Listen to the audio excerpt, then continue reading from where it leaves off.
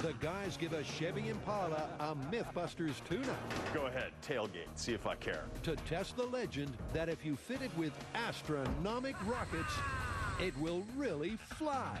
The Batmobile can kiss my butt. Forget about portion control. We're ordering up a giant jumbo serve of supersized rocket car. It was the myth that launched the legend. Yeehaw! Our very first Mythbusters ever, JATO rocket car. And so the fun begins. Check out how fresh-faced Adam looks. But Jamie doesn't seem like he's aged a day.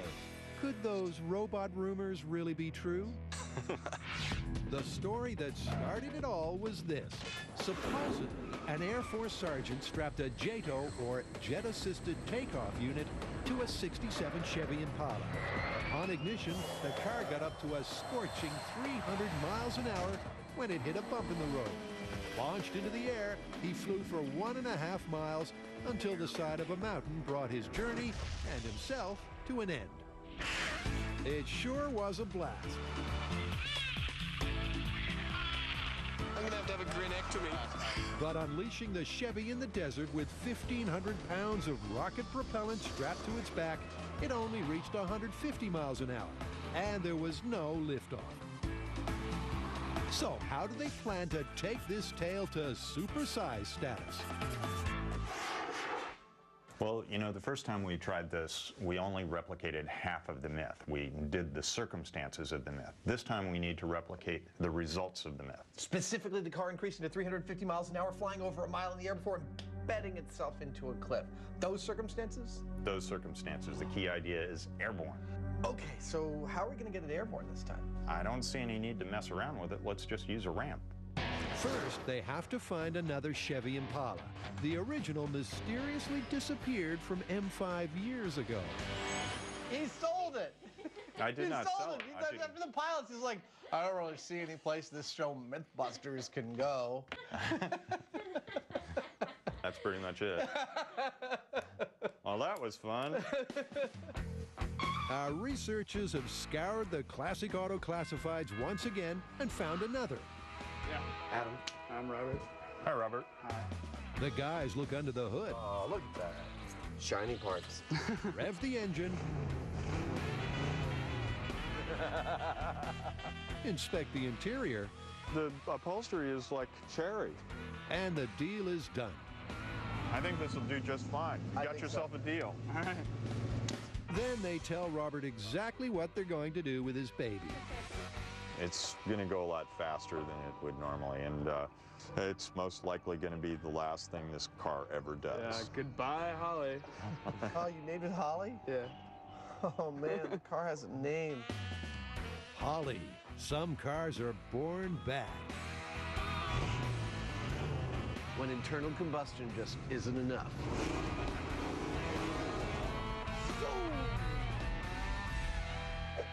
Before sending their cherry upholstery into the clouds, the guys need to conduct some tests. So Adam's going to make exact reproductions of Holly to scale. First, Adam pays a visit to our computer geek, Chris. I need to use Jamie's laser scanner to scan that and make it about 2.5 feet long. Okay. Chris scans each of its surfaces with a laser and creates a 3D graphic. Dude, look at that. Wow.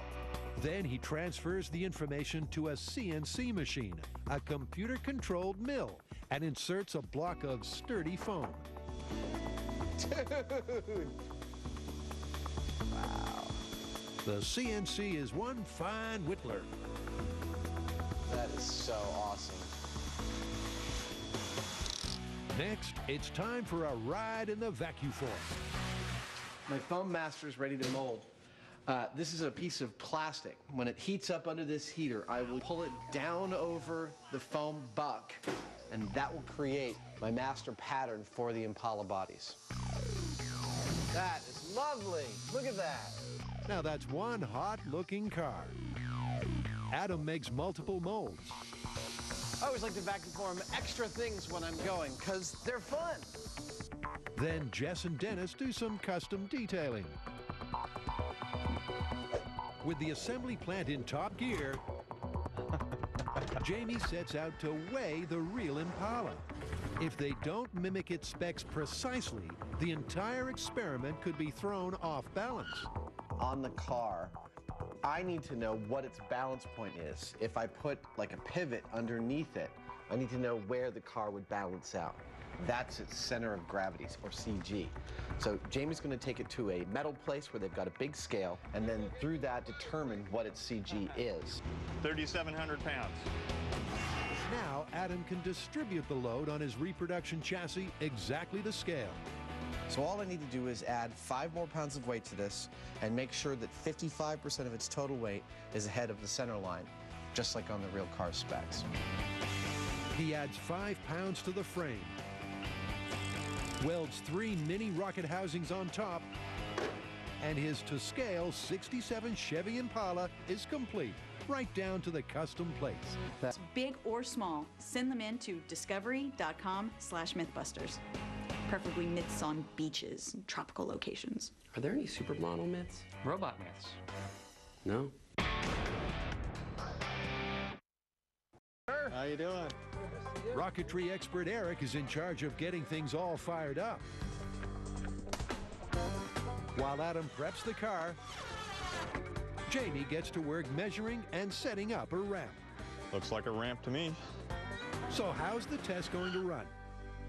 At the go signal, I'm going to start the car towards the ramp. When it's about 3/4 of the way towards the ramp, Eric will press launch. The car plus the rockets are going to take off, and well, if everything goes right, they're going to fly over 1,000 feet. Now, to see if the ramp will give the guys the liftoff they're looking for. Okay, in 3, 2, 1.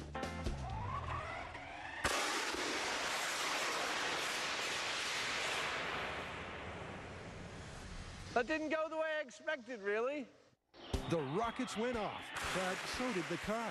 Every which way but where it should.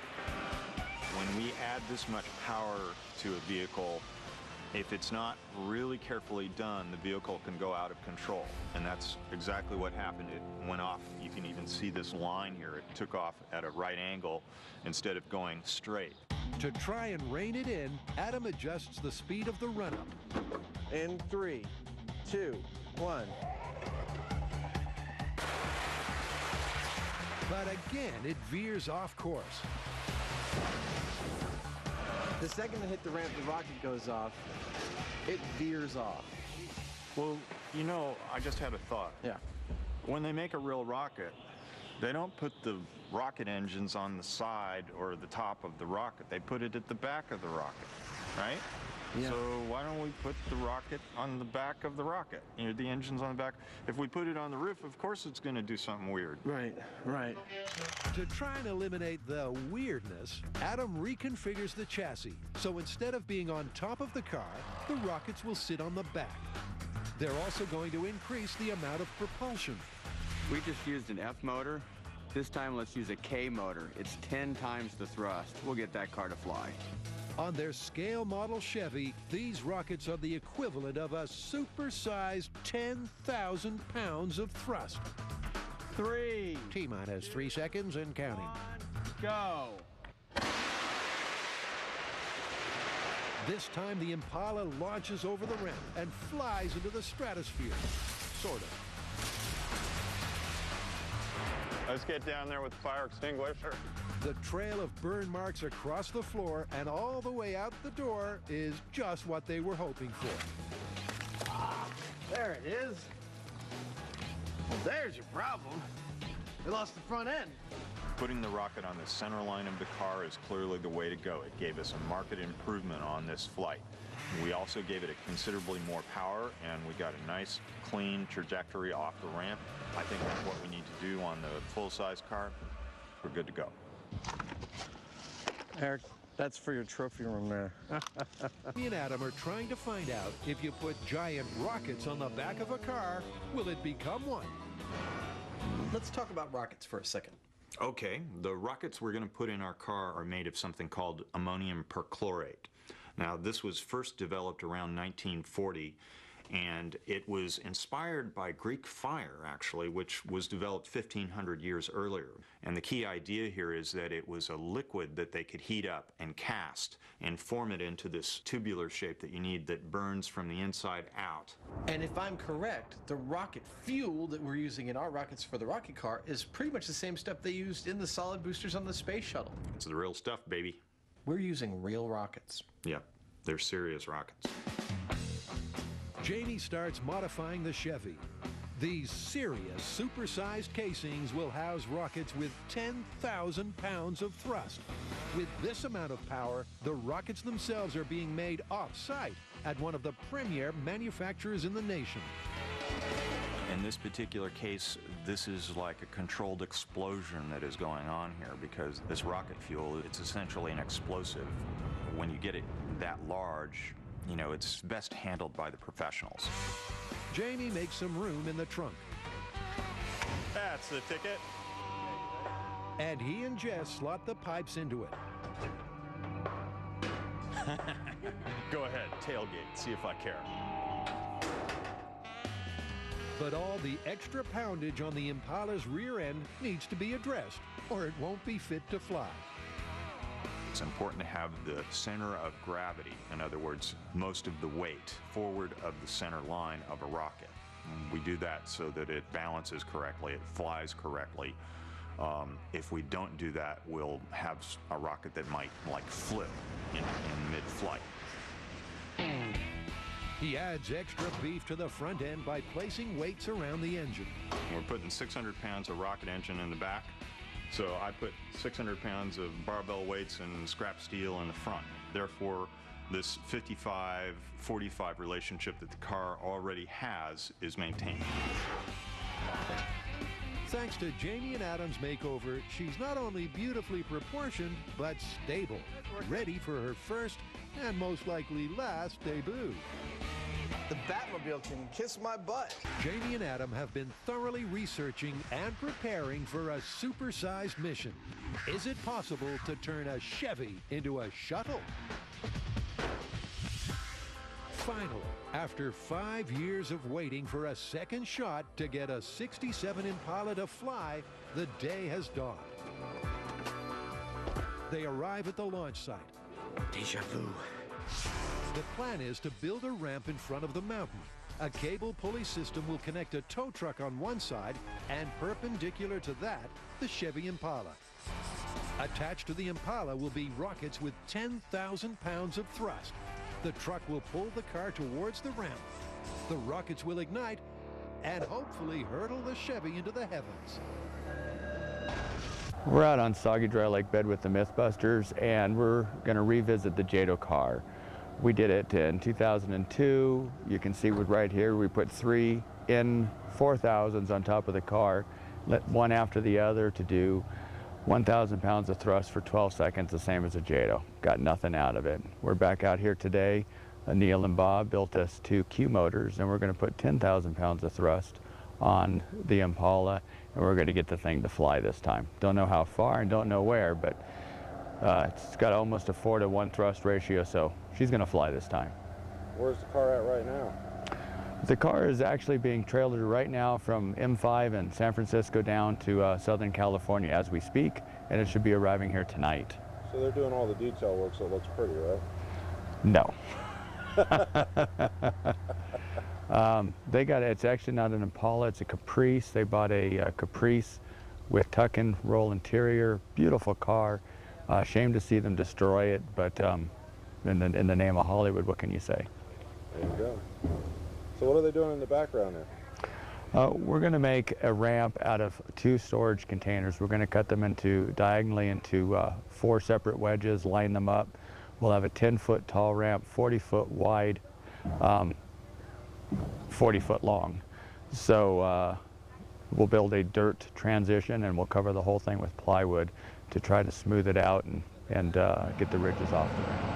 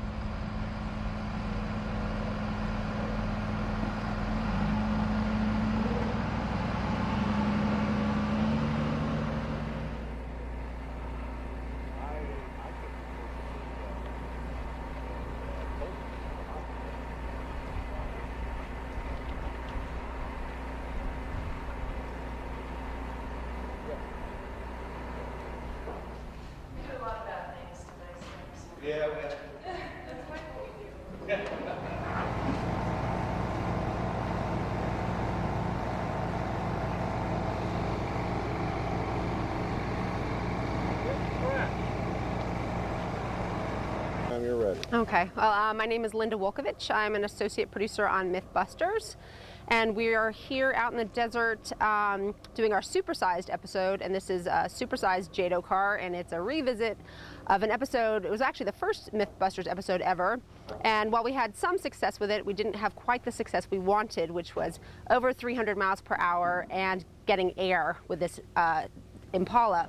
So we're back with many times more rocket power and a ramp, so hopefully we should get both liftoff and 300 miles per hour. That's what we're hoping for. All right, so now what color is the car? The car is actually, I think it's primer gray. It's either white or primer gray, I can't remember, but the interior was super nice. They clearly had just had it redone, like nice tuck and roll with black with white piping, and but we took that out. So we have salvaged that, but the car is, it's a pretty nice car. It's got nice rims, the whole bit. It's kind of a shame. Okay, well, thank you. You're welcome. Well, I don't know what I'm thinking. Here we are, we're on the soggy, dry lake bed. As you can see, it's not too soggy. We thought we were in the middle of nowhere, apparently not, because we went further into the middle, and I think we're officially there now. Apparently this place is a big RV and dirt biking and quad thing where they had 20,000 people out here at Labor Day, or Memorial Day, I'm sorry. And right now there's nobody here, so it's Monday morning, it's midweek, and we're prepping the motors. We've done about as much as they'll let us do right now, and then tomorrow we're gonna do the final epoxy and fit the things up. We started to do a dry fit today and got things a little stuck, so we decided let's just pull them in one time and that should work out good. But it looks like everything's gonna fit. Haven't seen the car yet. Have a few of the cast members here that are kind of background people. And tomorrow, the rest of the crew is gonna show up, Jamie and Adam, and we'll put things together, get it loaded up, and then Wednesday morning, we're gonna fly the thing. Flying it right at the mountain I'm looking at.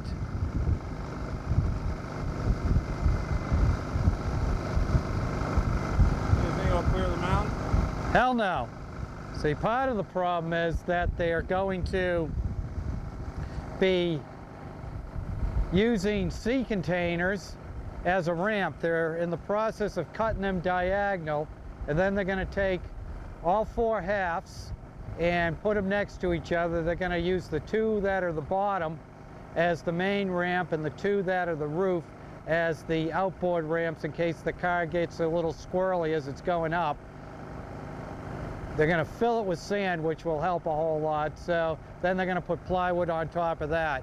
So they got a lot of work ahead of them. They have two girls that are basically doing all the work, Scotty, and I forget the other one's name, but she was driving the front end loader and tipping things over and moving things around. Linda? No, Linda's the producer. Yeah, she was driving around. No, Linda wasn't. It's the other girl, the one with the one with the boots.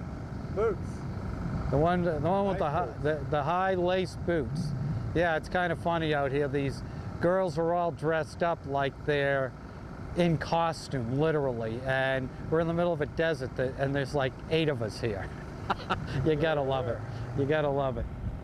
Oh, now there are 9 of us here. Okay. Who's that? I don't know. I think one of the things is that this is open to the public, and so anybody can really come rolling in here at any time. We were hoping to see Tim Wilsey and Curtis Turner show up. Haven't heard hide nor hear from either of them. Shame on you boys, shame on you. You're gonna miss this, it's gonna be cool. But we'll see what happens. This is day one, everybody's in good spirits. We haven't broken too many things, we're not too pissed off, we're not too hot. There's nothing that they could have really fucked up yet, but I'm sure they'll have an opportunity to not disappoint us in the least. It ought to be interesting when Adam and Jamie get here and see how the complexion of the whole thing changes with the head cameraman, more producers, and more crew type folks. But we'll see. It's not our first rodeo with this, and hopefully if it goes right, won't be our last. And I heard you almost walked off the set because your car's not going to be here. Yeah, Kara's not going to be here. Apparently she's on Team Build B, or Build Team B, or something like that. And Jamie and Adam are on the A team, and Kara and who's the other folks? Grant and Troy. Grant and Troy, they're on the B team, so they're in the Bahamas catching some fun and surfing and scuba diving and probably doing a little bit of gambling. And we're out here in the middle of hot nowhere. But it's not bad. It's a moderately hot heat. It hasn't gotten beastly yet. It's 11:30, so it's close to noon. So I guess it's about as beastly as it's going to get. We can take this any day of the week. Beats being at work. Thanks for noting the guy behind the camera.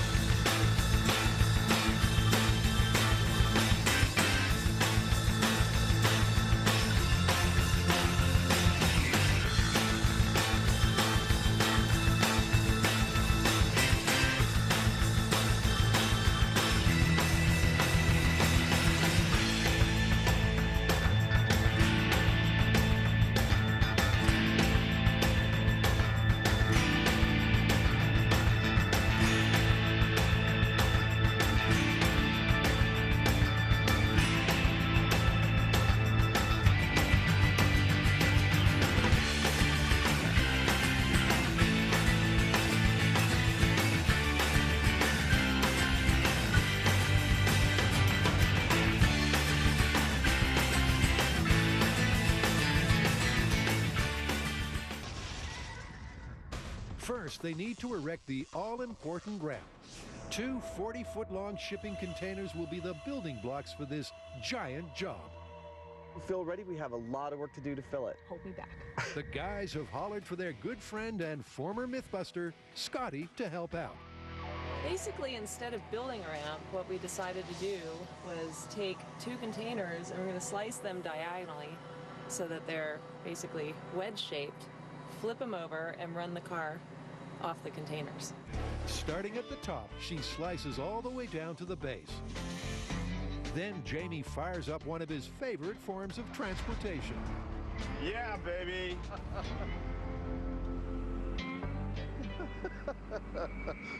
And goes in to do some delicate surgery. With the containers sliced into even chunks, Jamie drags them into position and gently nudges them so they lie side by side.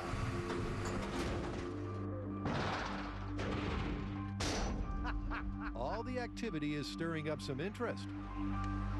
I'm going in. Right there. Finally, an army of helpers lay fiberboard over the entire surface, so the car will have a nice smooth run-up. I think we need to move the whole thing in about 6 inches to the left. Now to shift this myth into gear. It's time to install the rockets. These babies have been custom made by one of the most renowned rocket makers in the nation and contain the same kind of highly charged fuel that's used in the space shuttle. These motors are ammonium perchlorate cast slipped inside of the aluminum housing. They light at 450 degrees. One of these rocket motors have enough thrust to tickle space. In a straight trajectory, these things can go up to 20 miles. With the rockets taken care of, it's Jamie and Adam's responsibility to make sure the car reaches the ramp.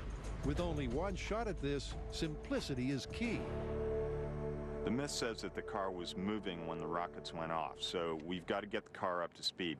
The most straightforward and reliable way we know to do that is to pull it with a cable. We've done radio controls before, but we're really only interested with the actual airborne part of this, and so we're just cutting to the chase.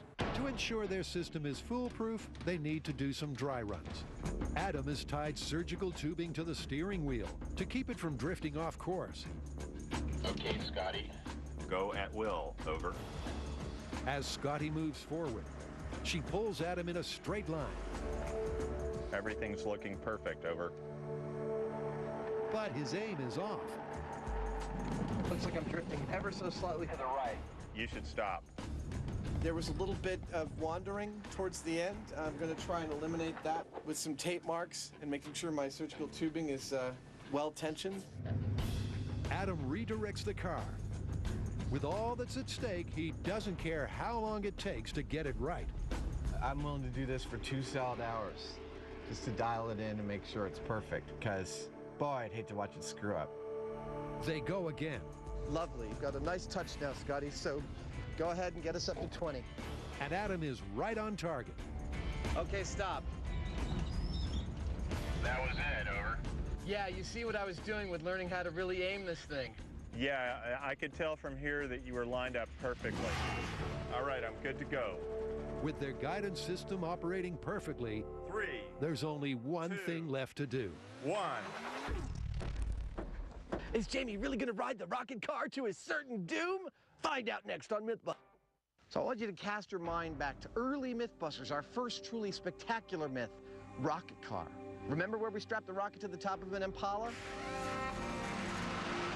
Well, we're tackling it again, but this time with 10 times the raw power and much bigger rockets.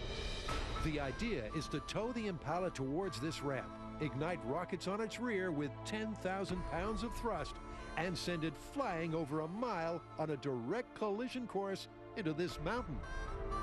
Our rockets were outsourced to explosive experts, and their forecast is far. According to our rocket scientists that have calculated all this out, we're going to be going upwards of 150 miles an hour by the time the tip of the car reaches the end of the ramp. So we're going to continue to go, and I can't help but think we'll go quite far. We're fully done. I'm good. I'm good. Done. You can let it go. Everyone assumes their positions. That's it, guys. Clear the scene. Okay, the vehicle is fully locked and loaded, and we're on our way to the bunker. Scotty will be in the pickup truck, the tow vehicle. She will start towing this car towards the ramp. Jamie and I will be in a bunker about 200 feet to the left of the ramp, watching on high speed and in person exactly what's going to happen. We're going to have cameras placed all over the lake bed here to make sure we've covered this from every possible angle. We'll be able to see both from the start of its trajectory all the way to the end, hopefully. Okay, this is Jamie. We are good to go. So everybody has to be in their safety positions. Scotty, there's no difference between this and any other run. Only that something highly explosive is behind me. There's no turning back now. The moment has come for rocket cars made in flight. Okay, you are good to go in 3, 2, 1, go. Good, it's on the hook. It's moving well. There it goes. It's heading towards the ramp.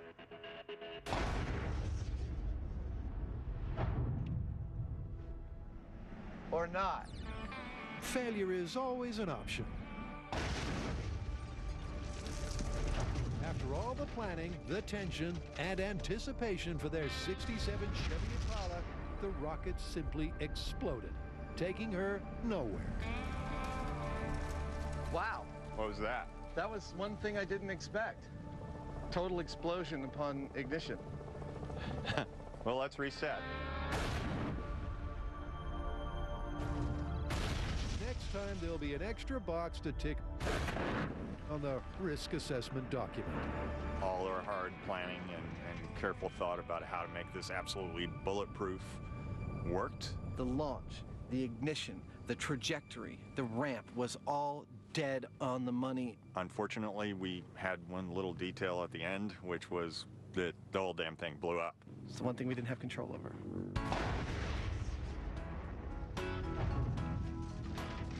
I will say this, Jamie.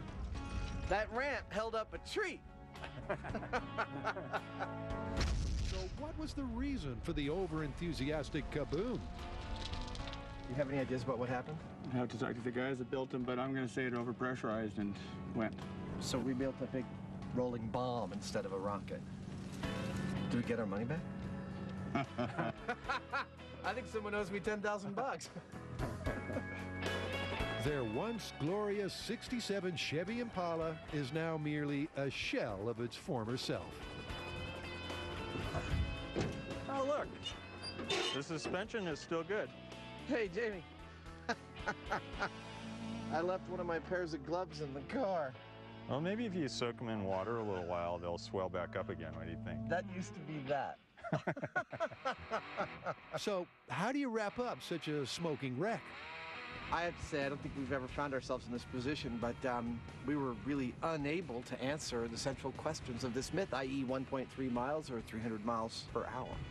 Yeah, I mean, I kind of think it wouldn't have done 1.3 miles, but that's beside the point.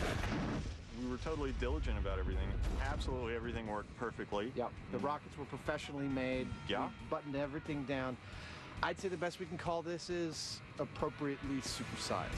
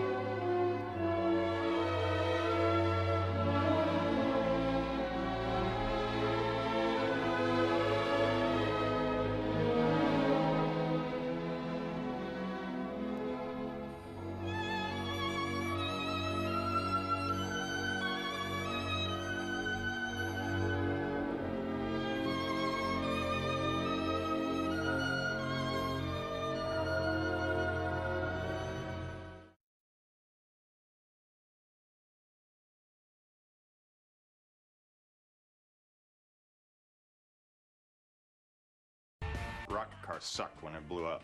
Rocket car sucked when it blew up. Rocket car sucked when it blew up. Rocket car sucked when it blew up.